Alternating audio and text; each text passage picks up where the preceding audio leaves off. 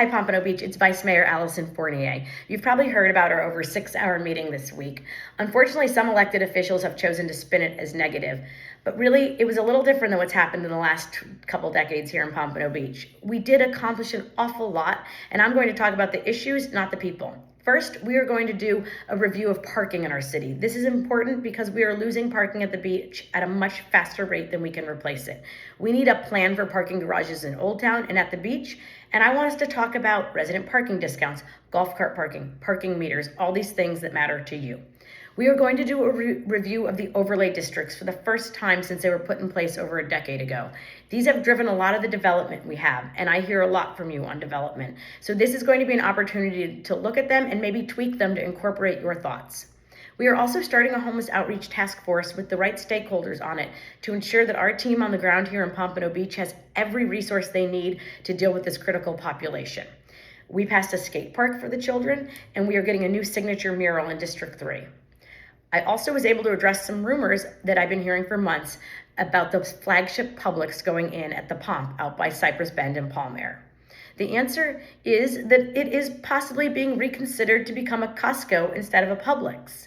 District 5, you deserve to know that. And as a commissioner, the second the city heard that, I believe I deserve to know that. It's shameful that I have to ask a question on a dais to be told an answer. The city manager needs to be more proactive about telling us what's going on.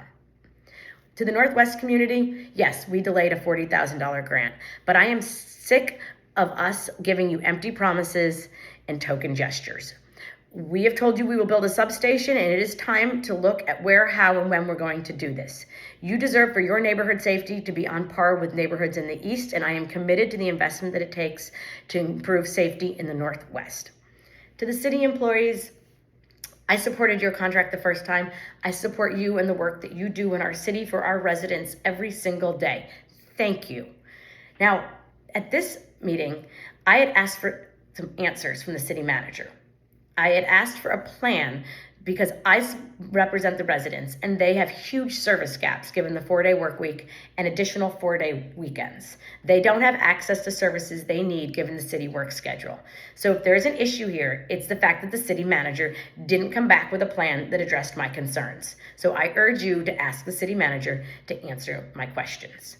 I support you and I fully expect your contract to be passed at this extra meeting when we can talk about it this week. The mayor posted a video that had just blatant lies about the utility discussion. I reluctantly supported the utility rate increase because we have no option. Our city manager was blindsided by a rate increase. Well, he makes almost $400,000 a year. I don't expect him to be blindsided, and I don't like when he does it to me. So we have to pass this utility rate increase to you. And what I did vote no to is having it done at one meeting. An ordinance requires 2 votes at 2 separate meetings. That is our process, and I'm sticking with it. The financial well-being of our city is my top priority. The fact that our mayor is all of a sudden concerned about it when a $40,000 grant is on the line, but he was eager to call a special meeting and spend $20 million of your money on parking garages for commuter rail, and he supports a $400 million investment in a new city hall, is staggering. Does he not understand the relative differences in these investments and the impact on you? You know, trust me, I'd love some of those 6 hours back. I guarantee I'm the only commissioner up there who missed their kid's soccer game that night. But this is our job, and even when it's a little difficult, we will always do the work.